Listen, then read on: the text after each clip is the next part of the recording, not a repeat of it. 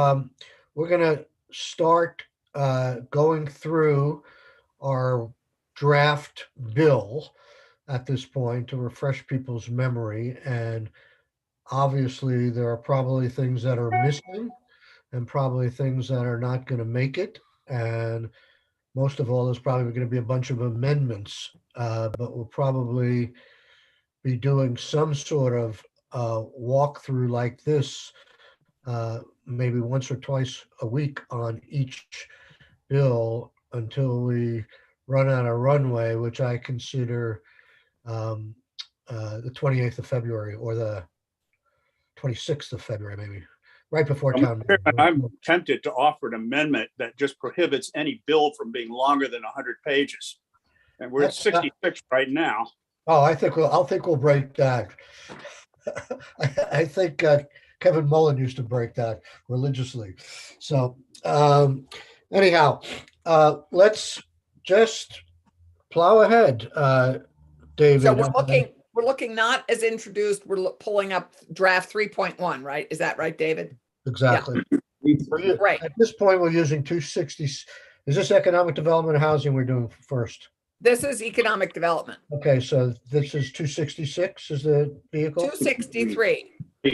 It's the bill I introduced to do exactly this, to be our omnibus economic development vehicle. Okay. Assuming it'll be a strike all at this point. Yeah, got it.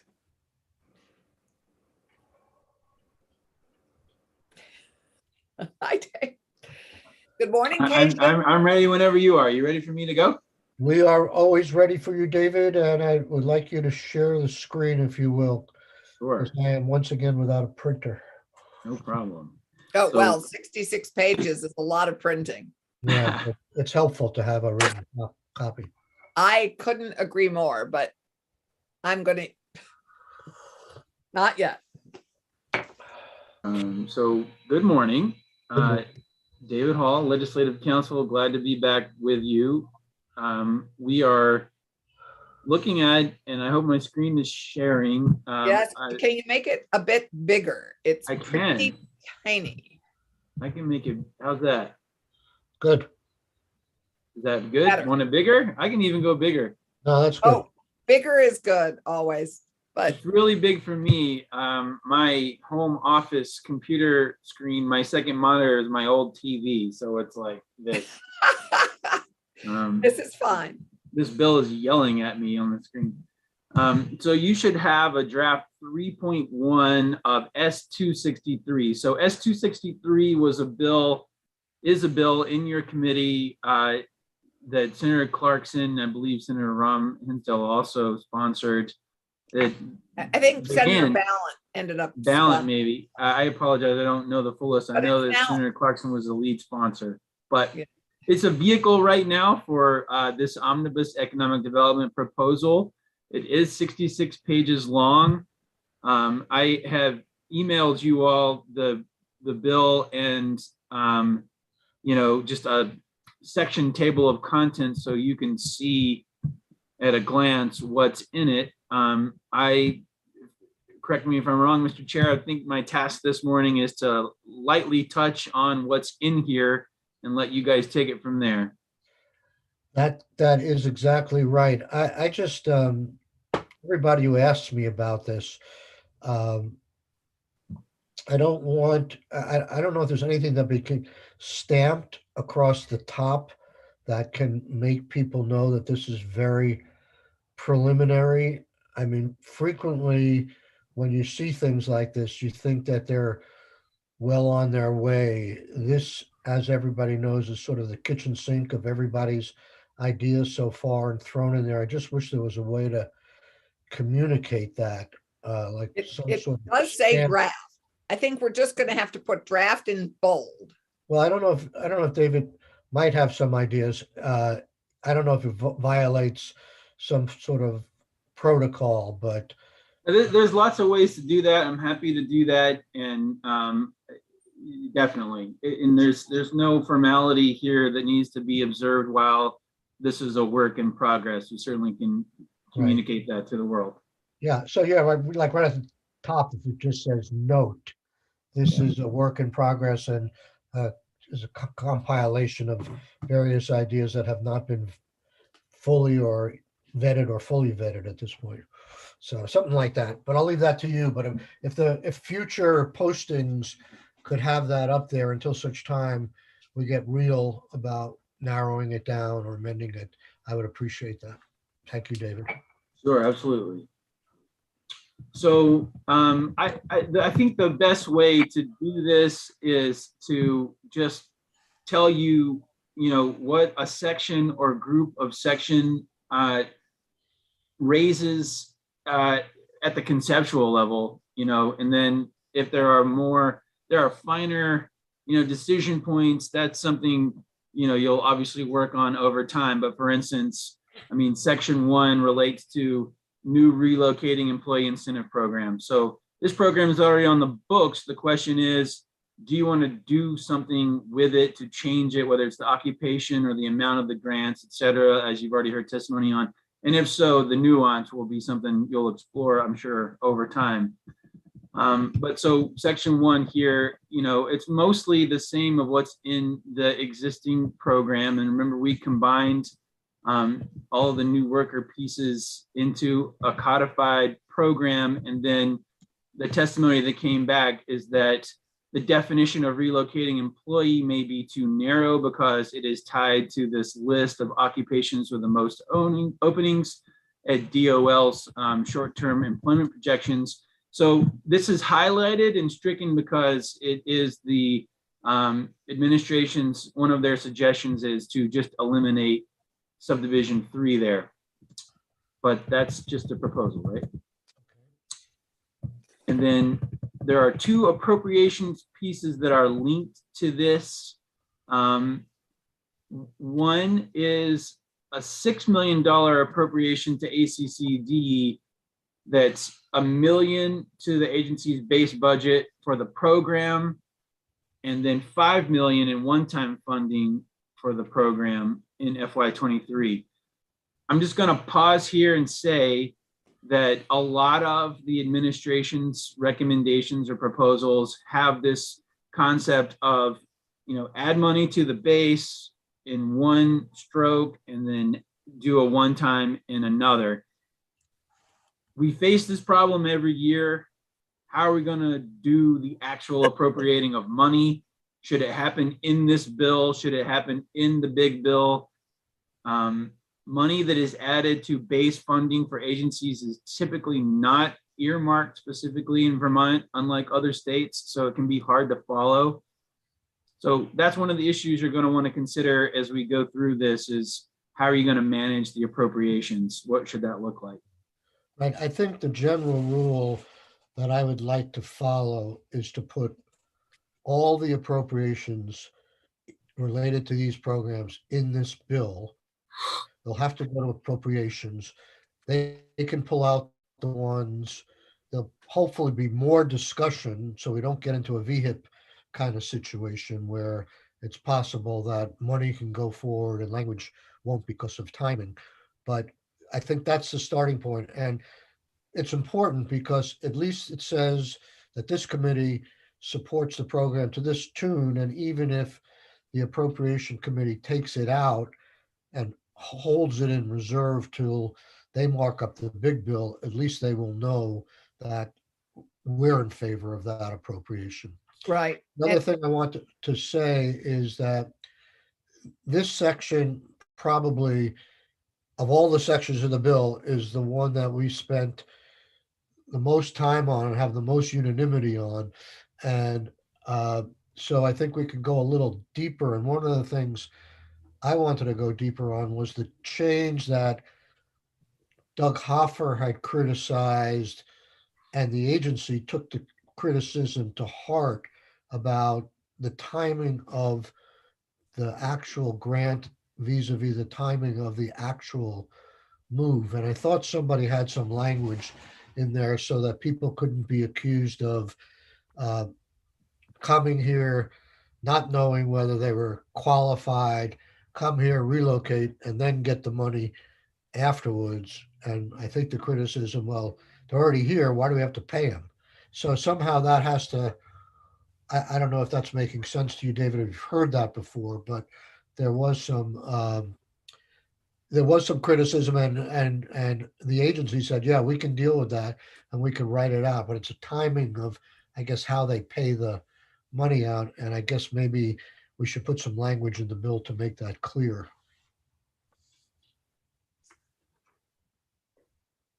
That would be great, because I think it's a criticism of the program that we should address, and we should figure out how to do it. Mr. Chair, the other question I have in this, David, I don't know why, given that the proposal for the marketing of relocating worker program is new, Heather presented it the other day. Mhm. And why is that not in yellow also? Because that's Yeah, an appropriation and it's new. I got to tell you that the highlighting is not always Okay. true here, and the reason is sometimes the proposal was already there, and then the administration is also proposing it, but they have slight differences. So for the most part, I was trying to reserve highlighting for what you already had or had seen or considered relative to what came in after the fact from the agency. Got it. But I agree with you in that by that standard, 1B should be yellow as well. Yeah, I would agree. I think that because you're right, it was stuff we had. Yeah. So but I will say going forward, usually draft to draft, I use the highlighting to show you what is different since you last saw it. So right. That's kind of the standard, and I can put that in a key at the top. But in this case, maybe we should keep the highlighting in for things we haven't yet agreed to. Does that make sense? And then we can take the highlighting out once we've agreed to them. Well, I think what David said is, my experience with legislative counsel, that's generally the way they operate. When they sense a consensus, like on certain language, they lift the yellow and they focus the yellow on decision points that still need to be made. If we don't do that, we're going to be spinning our wheels like a hamster and revisiting everything over and over again. Mm. So between the five of us, someone will pick up if there's something they want to revisit. But I think we should just do it the way David suggests. So then in this section, we're flagging the timing of the relocation worker, not and I guess we'll revisit the appropriations also. Well, no, unless people have problems, this is very early on, but I think this is one we can agree to, is that the money that's in yellow now, if we're okay with that, lift the yellow, and David will come back with yellow language on the timing of when the grants go to people versus the move that we just talked about. That's not in there at all right now. Right. So he's got to draft some language. It'll come back in yellow for us to review. I think I was mostly thinking of the additional proposal from the Heather about the money. Yeah, we have, okay, we haven't even gotten to that yet. Oh, okay. Okay, we're just getting to 1B right now.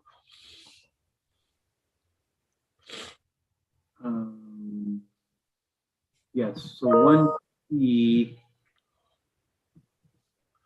So this is, Heather gave us an hour presentation. She presented some graphs. We gave her a deliverable to come back to us with some further information. Maybe this is okay, but this sort of suffers from the problem we raise all the time. Are we going to appropriate $9 million in one sentence and not get any more specific than this? I have to tell you that for the language that came from the administration, to the extent you want to pursue those ideas, most of them are going to have to be rewritten completely.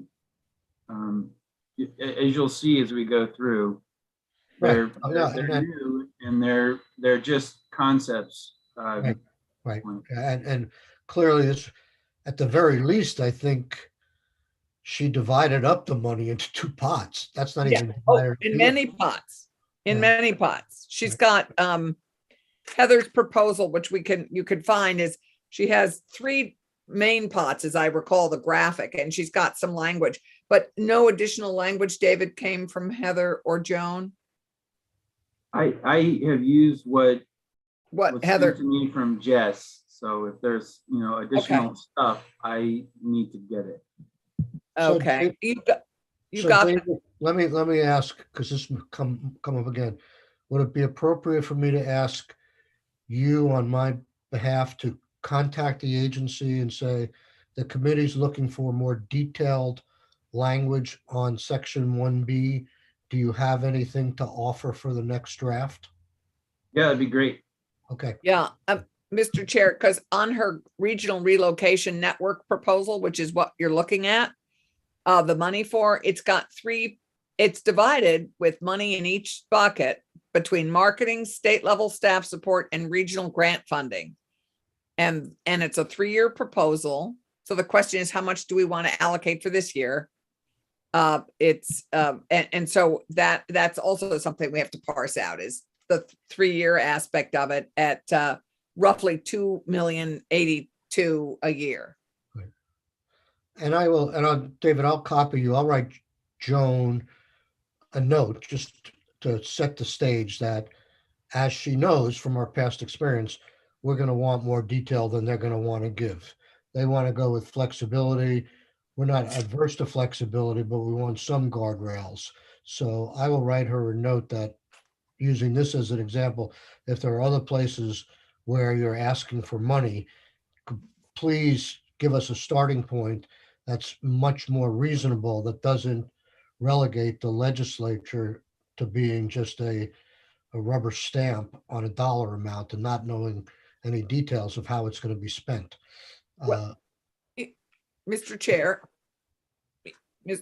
Yes. Chair, in all fairness, the proposal did delineate it a little further than that and divided it up into 3 areas and with an amount in each area. So we should just review those. Sarah Clarkson, in all fairness, that may be the case in the material they have, but in the language right, they sent over one sentence. right. I understand. I'm just, So maybe we're in agreement, but let them send language over that represents their graphic. Okay. got it. Got it. Okay, let's move on.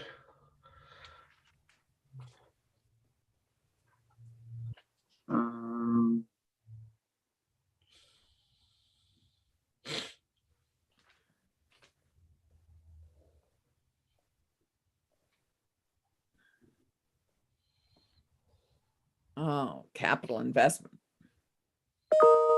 So I'm just looking back through what I got from you, from Jess, and I don't even know that marketing 8.6 was in there. So, this may have come after that, and I only put in.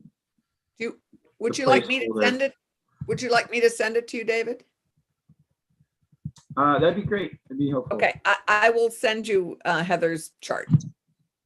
So the next piece, section 2, capital investment grant program. I mean, same bucket of issues. It's, you've already established the program in the big bill. This was in section H18 last year.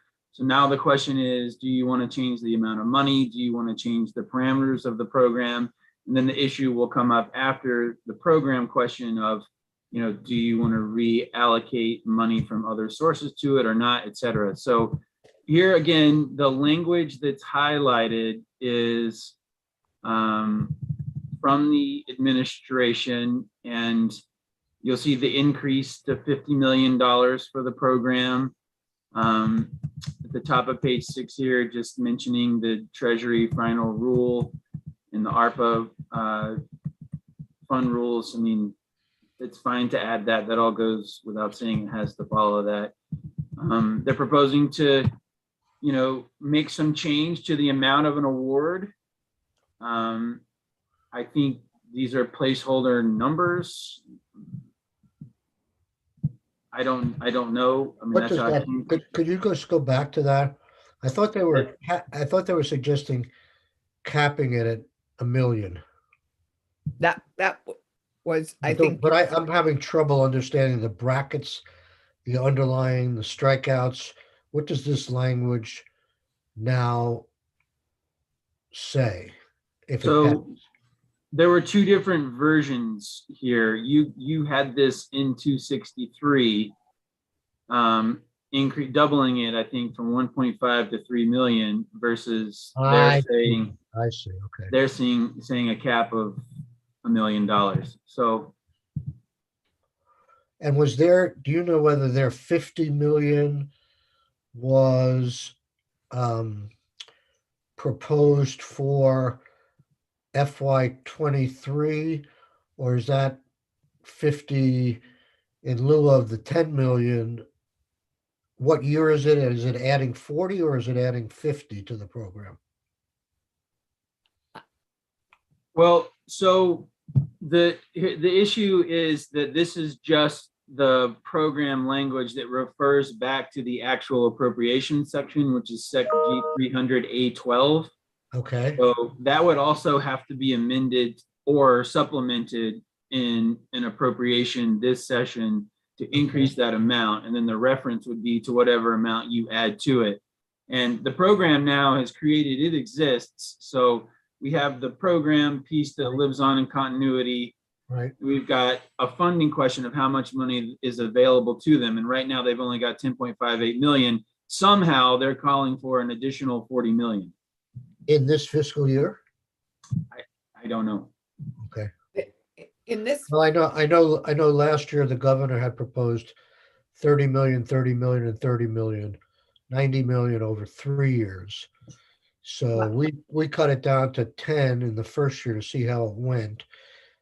Theoretically, he's holding back 80 million for it. I just don't know Right. whether he wants 40 million next year and then 40 million the following year. That would probably make logical sense from where he was. But if he's asking for 40 million in the next couple of months to just be carried forward. that, that's Mr. what- Chair, Yes.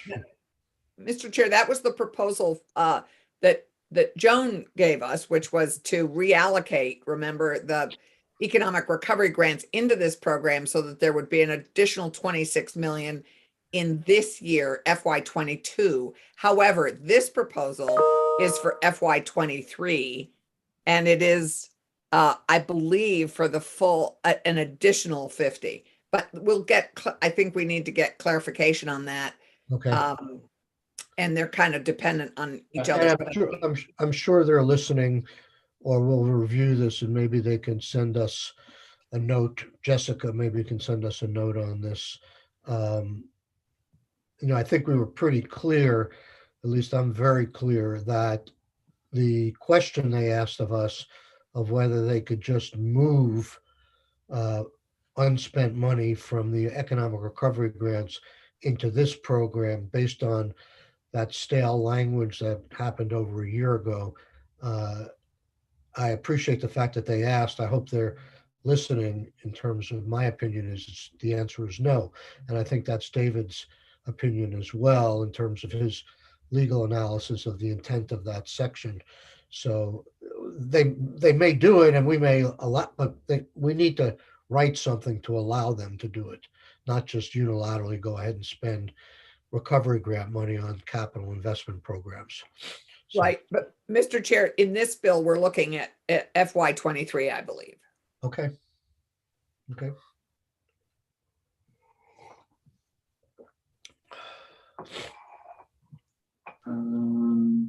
We are moving to page, oh, we talked about that. So there's a question of what should the award cap be?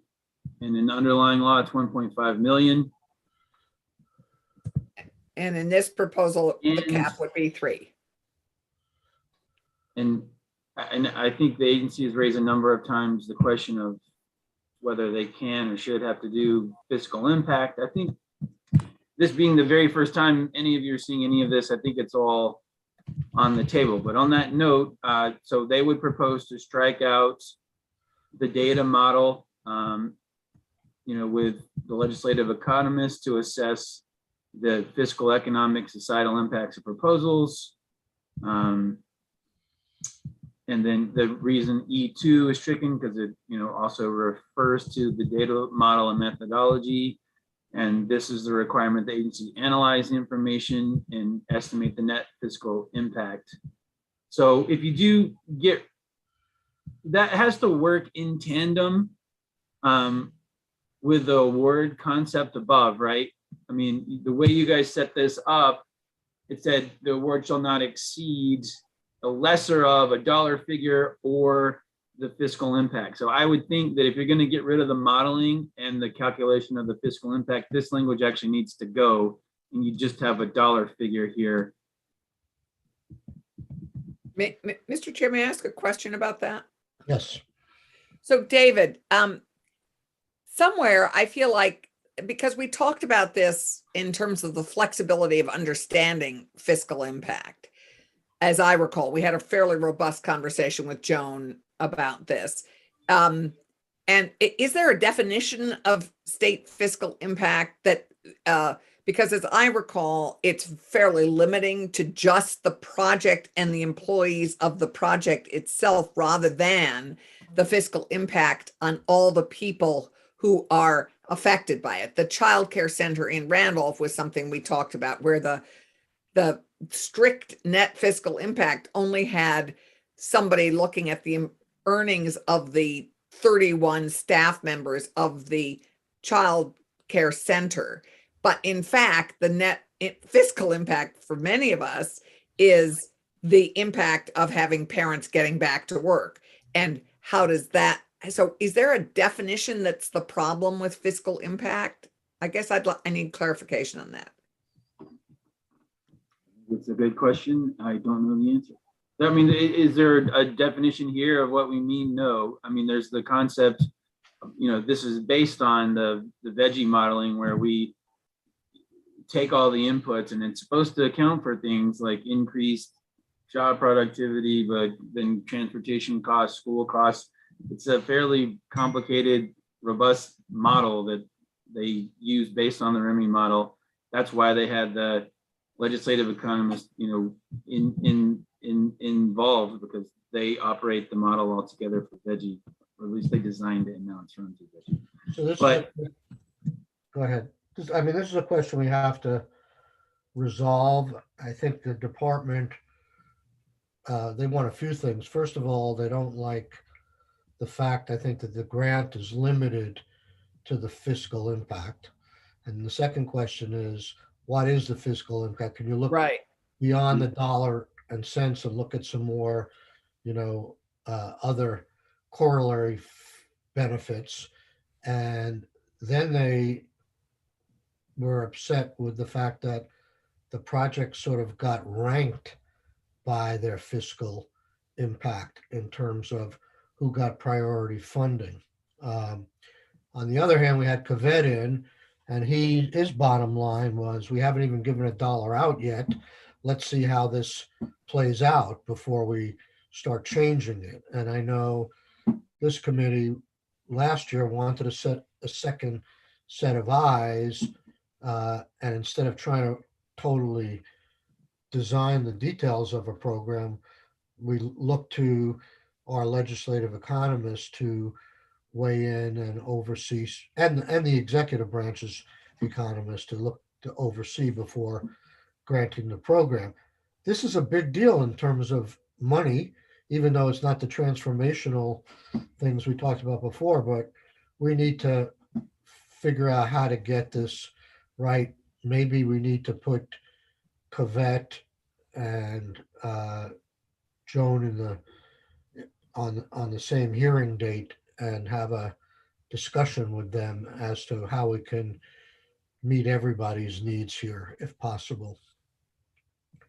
Remember that when you put this together, you wanted to value both the dollar impacts, but also the softer, the qualitative factors. So you actually designed it in the legislation that way, that legislative economists, administration work together, come to JFC to propose the methodology, the data modeling, how they would actually determine what the net fiscal impact is. And again, based heavily on the work that's done with BEPC and VEGI through the model they have.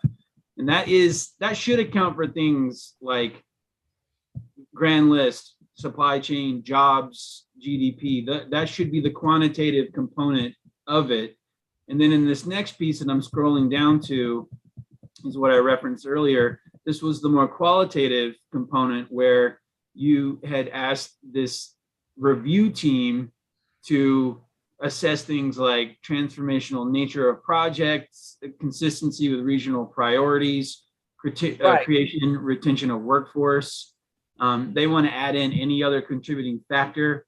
So I don't know where the disconnects are between how it's written and proposed in the legislation versus what the problems they're facing in reality, but at least on paper, it should have both components and it should account for both the quantitative improvements. Thank you for reminding me of that, because what we've been hearing, it seems to me the message I've been hearing from our committee as well is that this is all based on dollars and there's no other, softer factors, but clearly there are. And we also did go through a process where we told everybody to go to the Joint Fiscal Committee and to get approval for the model. So that model certainly had the input from both economists, from Jeff Carr and Tom Cavett. So we need to talk some more how we're going to change this and at what level of funding we're going to do. I don't know that. I guess, David, so when I heard from the commissioner was that if there was a financial impact, that the return on investment was $100,000 on a big project, and they wanted $1 million because it was only profitable to the tune of 100,000. The most they could get was 100,000. Is there anything in this language that says that? I don't know. I'd honestly have to look back at it more closely to do an analysis like that. But right, it's a lot of mystery because, even as I asked the question, so returns $100,000 over what period of time? Over 20 years, that may be $2 million. So I don't know how they're gauging what they can give out in terms of the size of the grant. Okay, let's move on.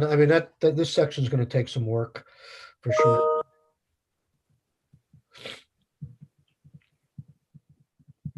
All right. So next piece is what's called a Grand List Enhancement Grant Program. And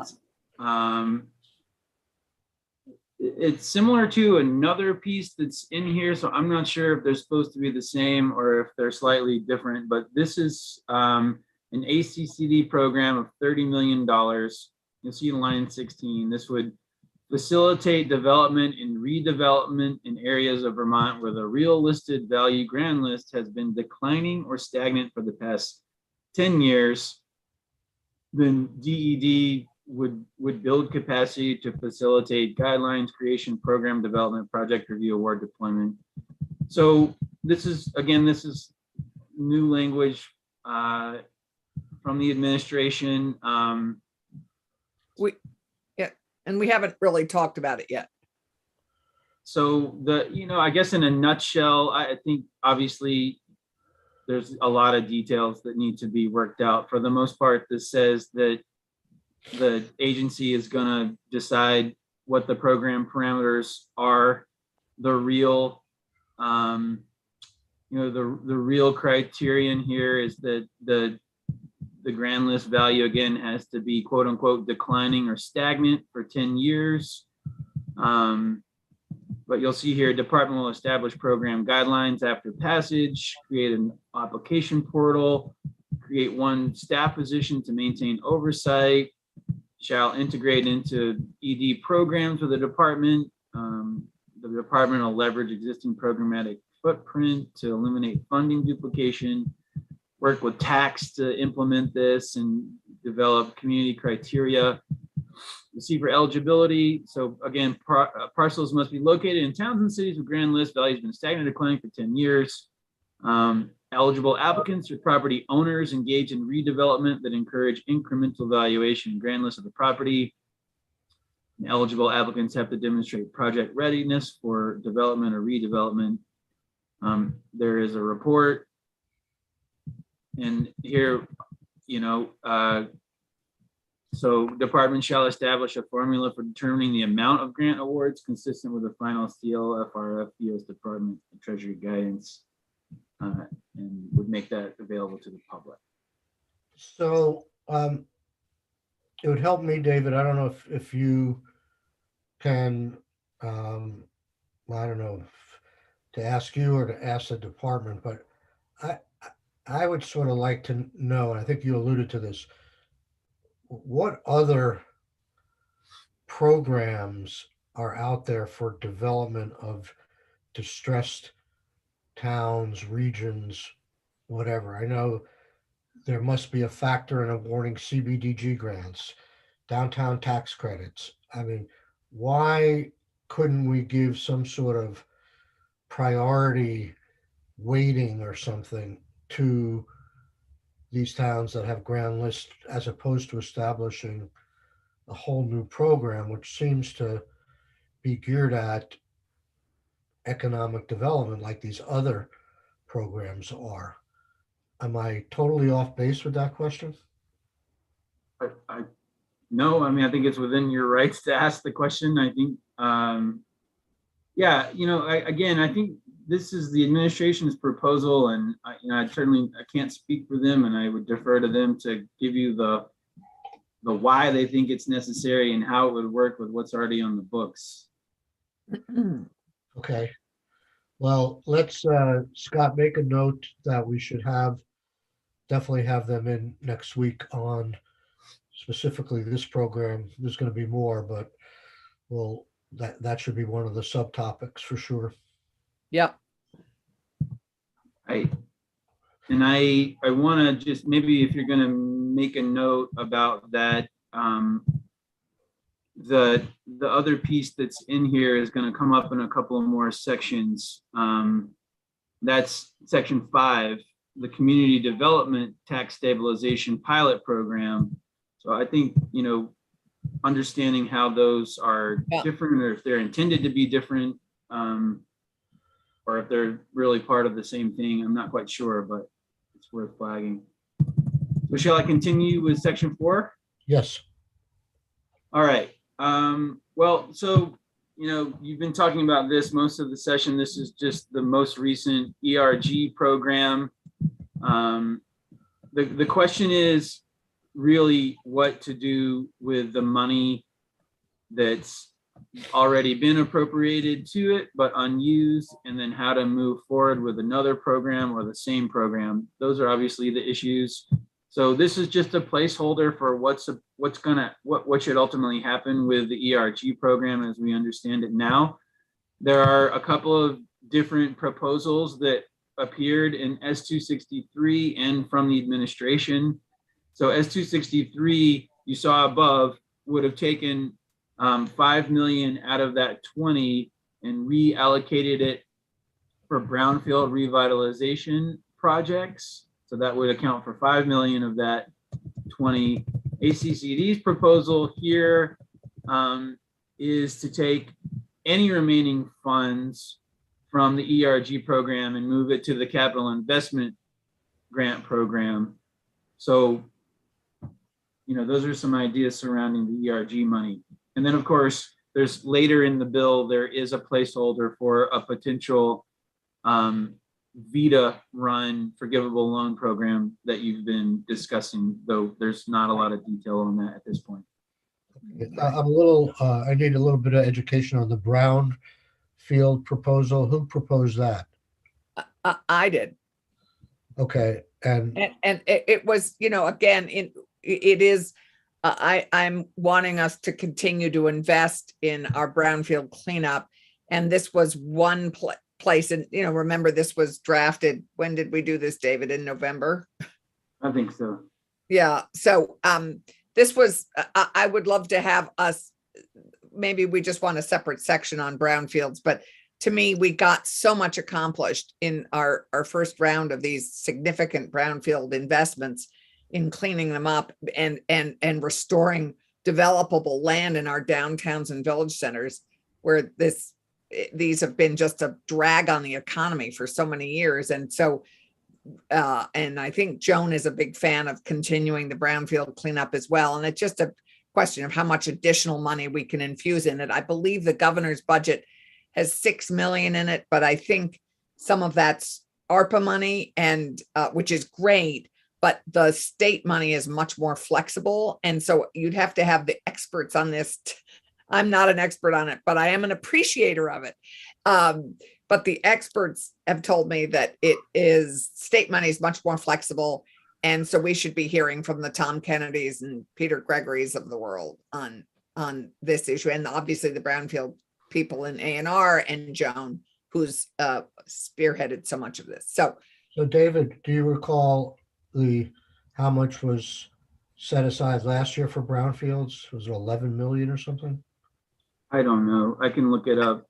I remember seeing a line item for it in the budget, but I don't recall specifically. It was 11 or 14. It was over 10. You're right. Was it general fund or federal dollars? I thought it was federal dollars, but we can find that out. So I just want to understand what's being proposed here. It sounds like it's been a great success, and we put significant amount of money in it last year. The governor has a proposal to put more money in, but your proposal, Senator Clarkson, is to put more money in above and beyond what the governor is suggesting? Yes, and I'd like to hear why, and I'd like to hear discussion of it, because I think it's such an important opportunity with these one-time funds, because they're one-time, they're cleaned and done and ready to then redevelop. So can you work with Scott to find, I think it may be someone from the Agency of Natural Resources that.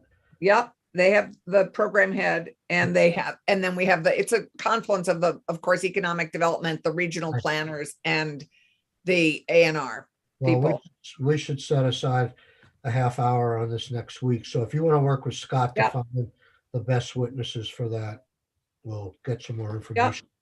Great. So it was $11 million, but it was one of the provisions, and there are many, where it starts off as one type of funding stream, but should be used from federal money if it's eligible. And I guess I should flag that for this bill. We received a nice presentation yesterday from Sarah Clark at JFO about what they're trying to do to manage and keep track of the ARPA funds, but also how ARPA funding can or cannot be used for particular projects. So whenever you decide to move ahead with an appropriation of ARPA funds, I think what I'm hearing is it's important to be able to articulate the nexus to COVID recovery and eligibility under ARPA. So just keep that in the back of your mind as you move ahead.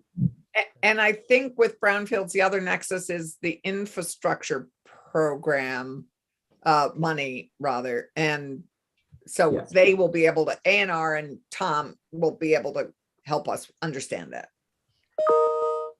I think, to the extent you have a fiscal analyst that's working on this bill or will work on this bill, it would be good. I can stay in communication with them, but when you have questions about, what's being spent where, for what purpose, they're really going to be the better people to ask, because they have all those spreadsheets at their fingertips. I do not.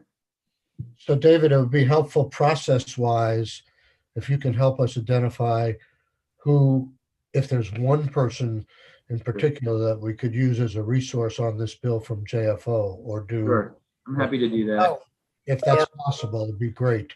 Yeah, I'll reach out to Catherine after we break and Okay. see who's going to be on this and the housing bill. So we just have a consistent understanding. That would be wonderful. That Okay. would be great. Shall we continue? Yes.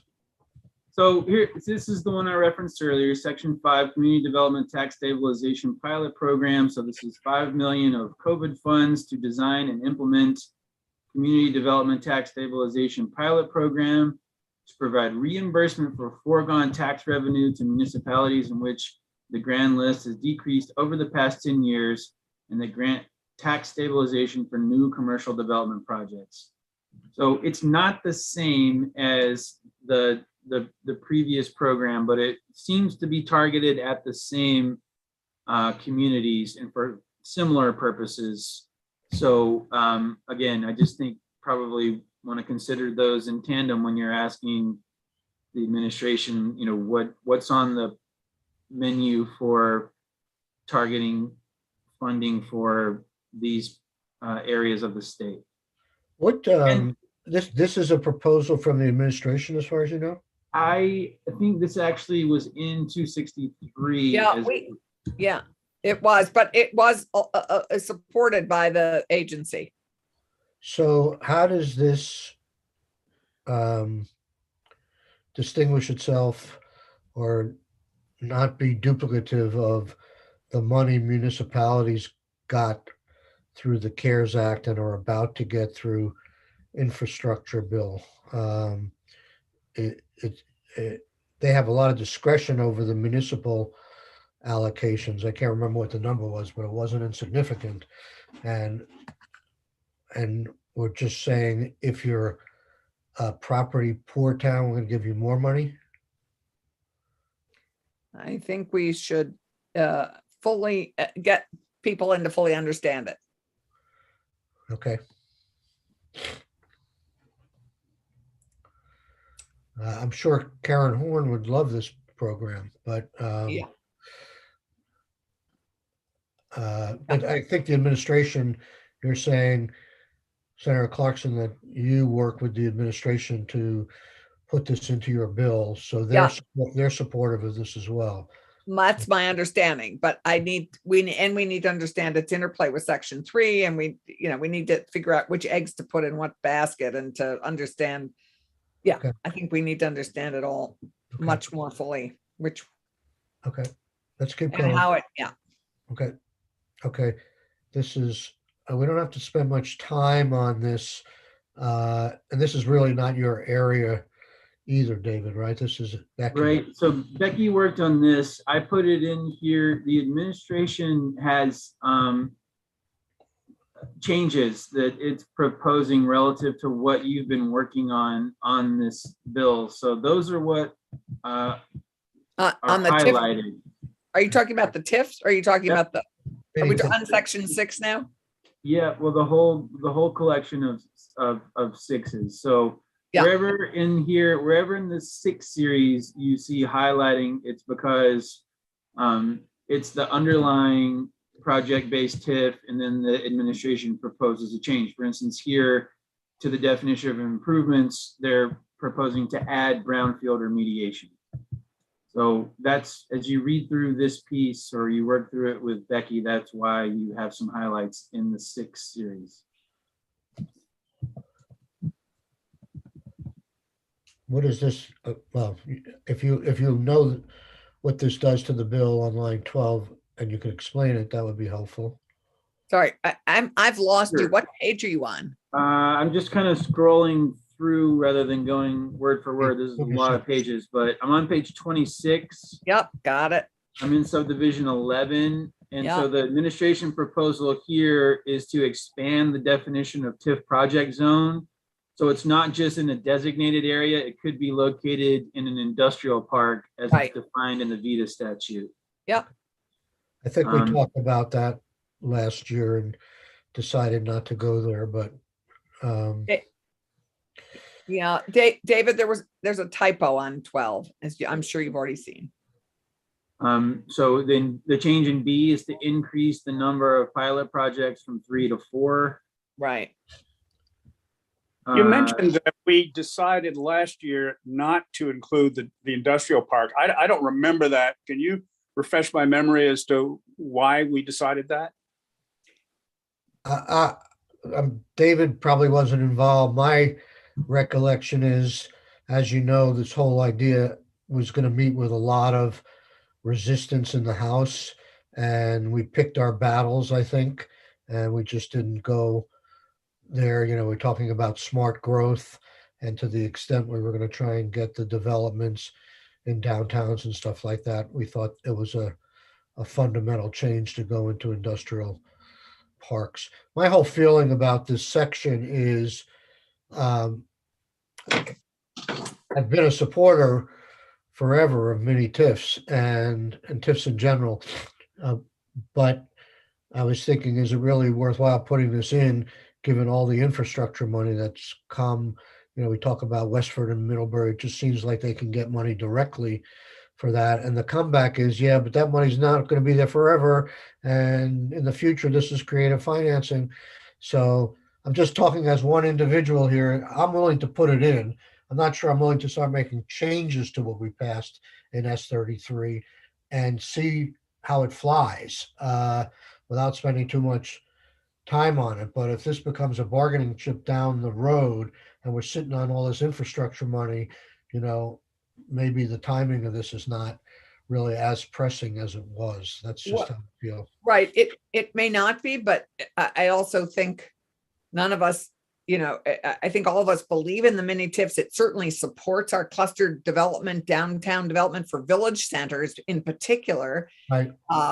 And trying to keep, I mean, in some ways, our rural village centers are most at risk of sprawl, you know, to have building houses out in all over the place. And this really helps villages in particular develop. So, I mean, we'll leave it in. I mean, we don't have a problem with it in the Senate. We definitely have a problem. No, I understand. In the House. Well, if nothing else, it's a bargaining chip. Right. I agree. Yep.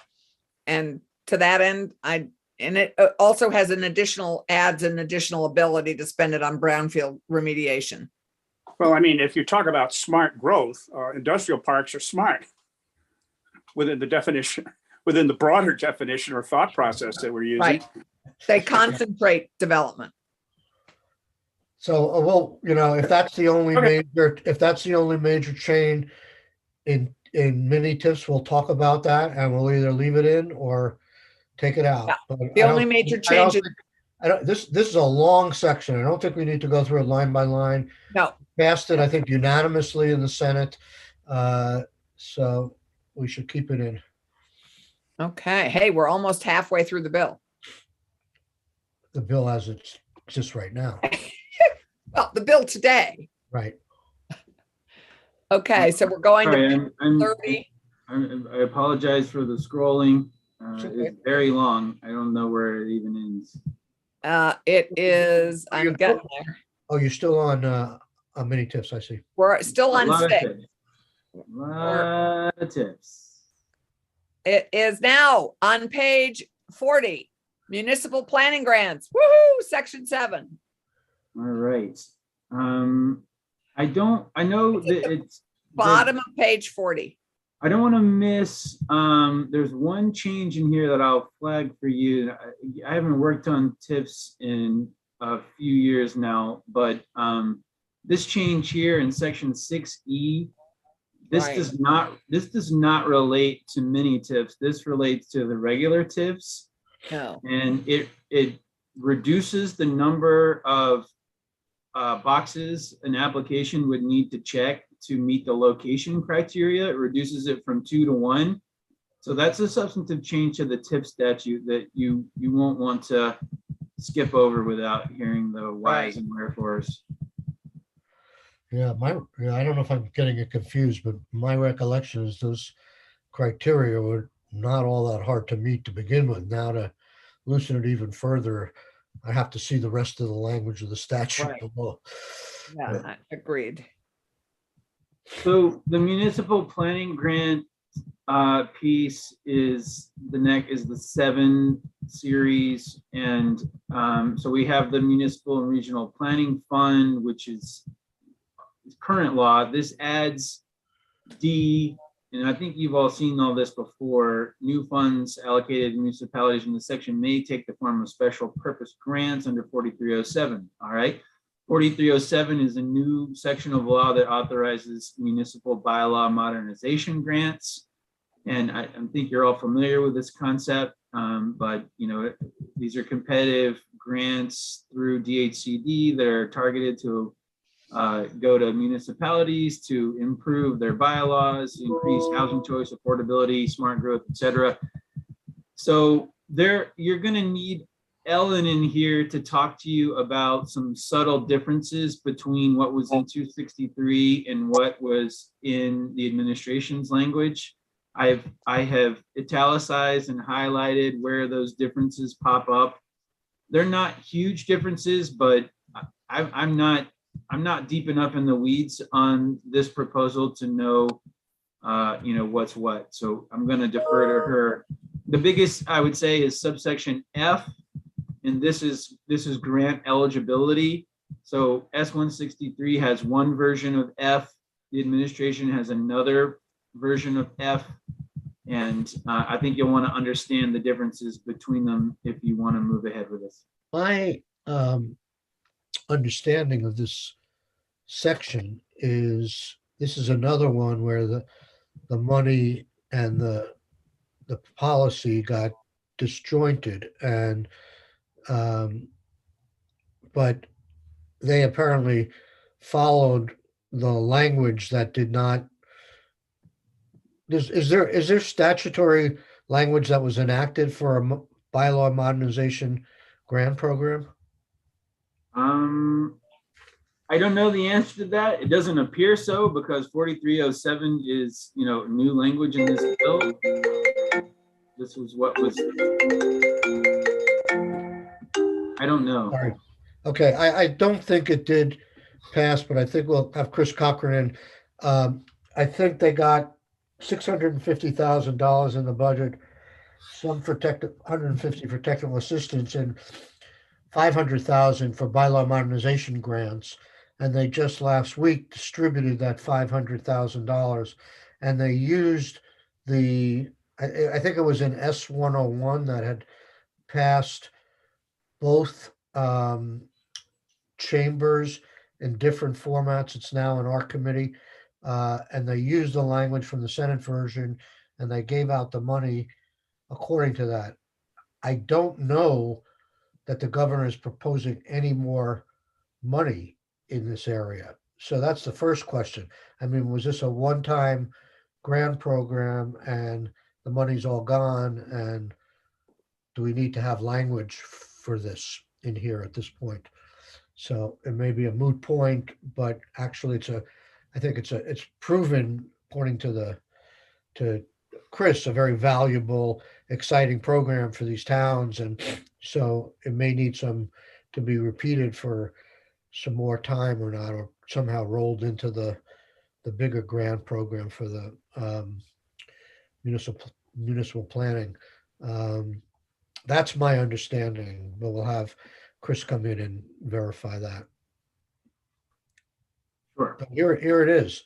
You're putting in another 600,000.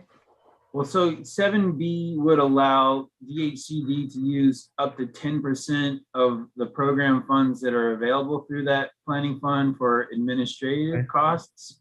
And then C purports to add $600,000 to the program to its base allocation. So that's all I've got. I don't know where that money is supposed to come from. I'm going to defer to the administration on how they want that to actually.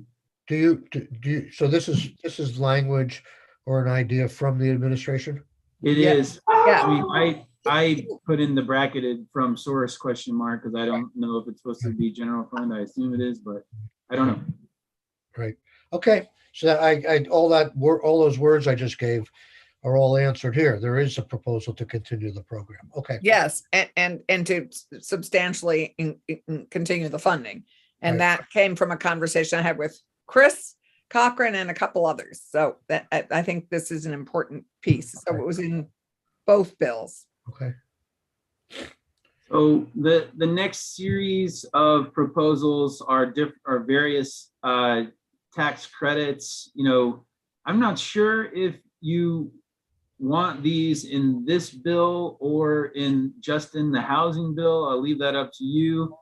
You know, there are many different versions and numbers floating around. So we can look at the specifics that are in here, but I think the biggest picture questions are, you know, do you want to change any of the tax credits and increase their values? And if so, by how much? Because there's competing proposals out there. I mean, this one relates to the downtown tax credits.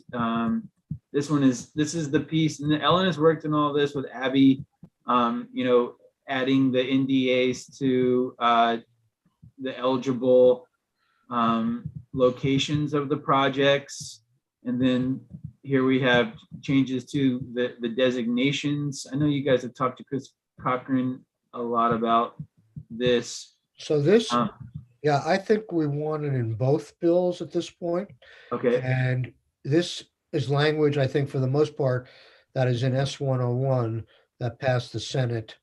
The House took it out, but we expanded the program both in breadth and the cap, and the governor is expanding the cap even further. Yeah. So I think he wants to go to 5 million from the existing 3 million. That'll appear a little bit later. Right. And so this is something that the reason I say both is because it impacts housing and downtown commercial development and other things. So Yeah. I think it could equally be in both bills, and then it gets reconciled somewhere at the end. But so at least as it applies to the downtown and village center tax credit, I think it could be in both.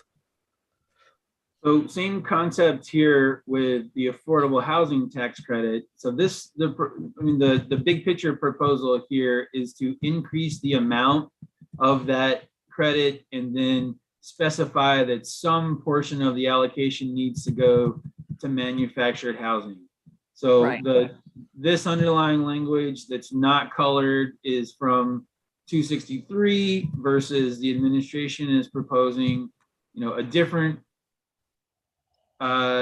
value for manufactured housing. And then also they have this weird thing where they're appropriating money for foregone revenue, which I don't quite understand, but so this I think should go in the housing bill, don't you, Senator Clarkson? I think this probably should. Yes. I'd like to keep the downtown, the other ones in here, but this is very much straight housing, isn't it? I mean, I think we can discuss, there may be some reason they asked to have this added here, but I don't think this was in our original bill, David, right?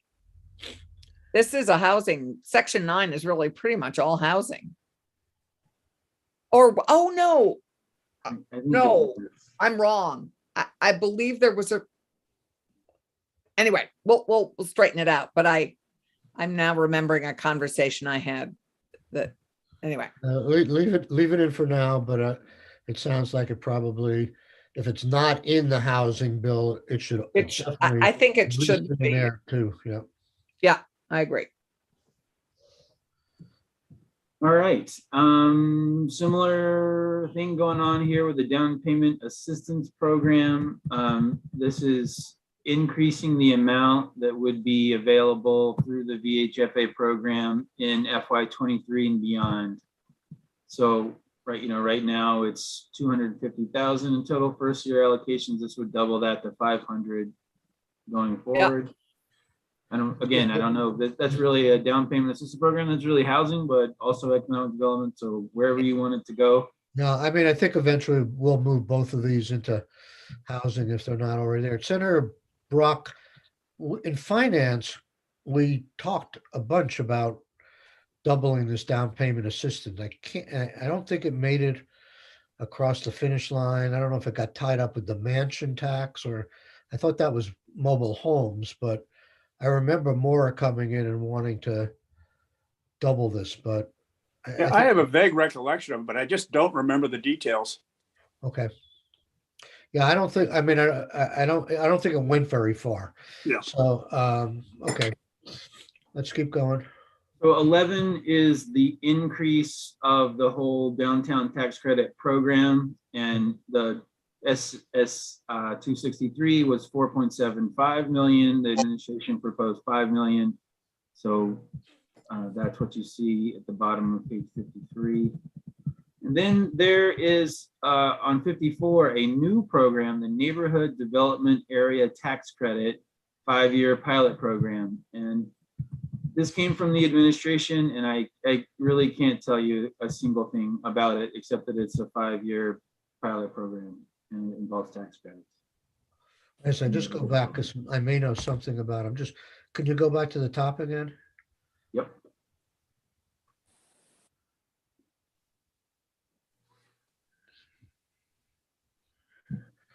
Neighborhood.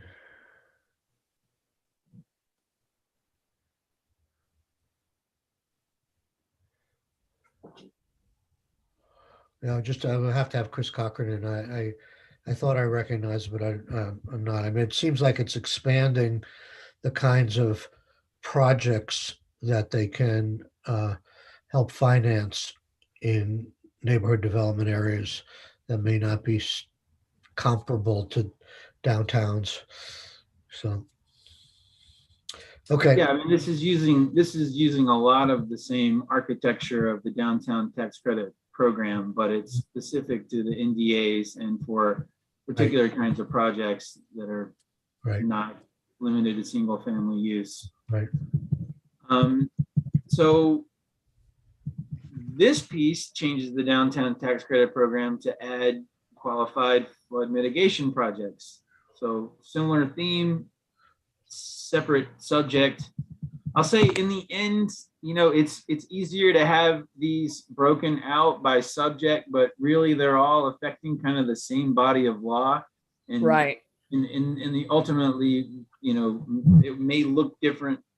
The drafting may look different because it's all going in the same section. What do you know? I know this is not your area, but is this section designed to prevent floods, or is it to allow for housing to be built in flood areas where presently there may be a total prohibition? I just don't know which way this is going. I think it's to mitigate the risk of flooding to buildings that are located in these floodplains. And that are already there. Right. Okay, so basically it's broadening the downtown tax credit to allow it to be used for those purposes. Yeah. Exactly. Because we have a lot of historic downtown development that is totally susceptible. So it's prevention rather than rehabilitation. Okay. Right. And this creates the tax credit for those projects, and that's maximum tax credit up to $75,000 per year. Now we have the placeholder for the VITA forgivable loan program. Obviously not much there yet. The build to scale placeholder, I did read through briefly some of the written materials that Matt Dunn had presented, but I don't have any sort of sense of what this should look like yet. Minimum wage placeholder, if you have. Wait, before you go past Matt Dunn's thing. Yep. We were successful in getting his matching funds and budget adjustment, right? Or part of them, right?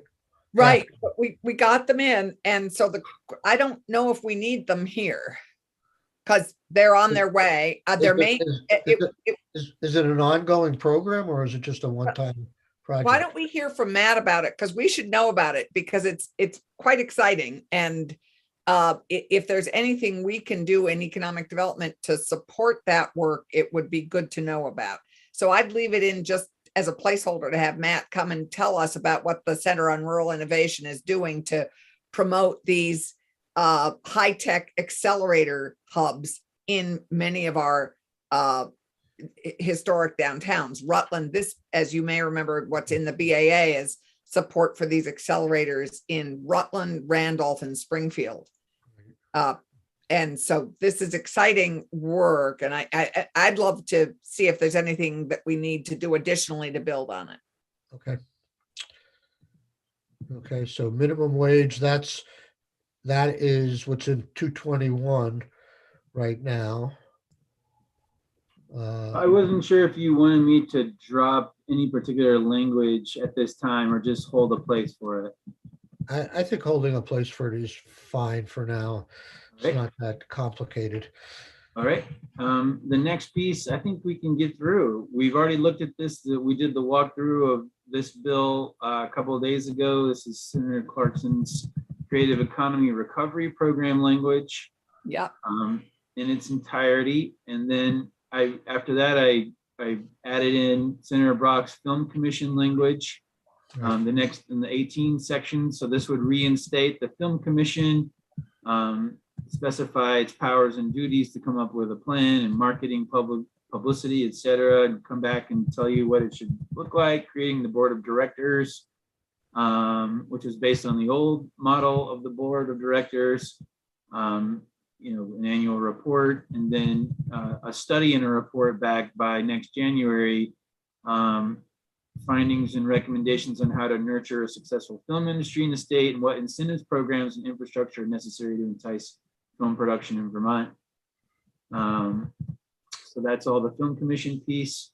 And then the last piece is the Vermont COVID Worker Relief Fund, which is the Main Street Alliance proposal for sick worker benefits from COVID. And it's a placeholder at this point based on that.